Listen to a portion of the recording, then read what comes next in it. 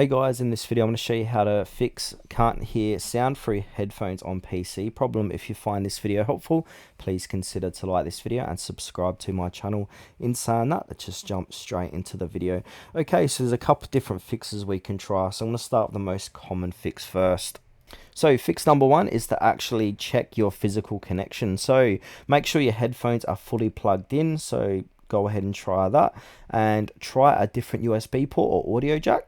And also test the headphones on another device to actually confirm they work.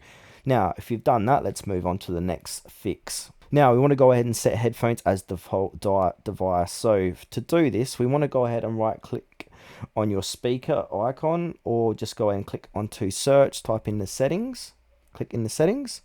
Then from settings, we need to go ahead and click onto system. To the right, click onto sound tab.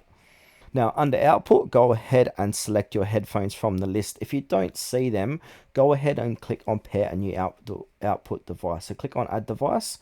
Now, if it's Bluetooth, choose Bluetooth and go through the steps. Wireless, go ahead and choose wireless and make sure your device is turned on and discoverable, and then go ahead and select them.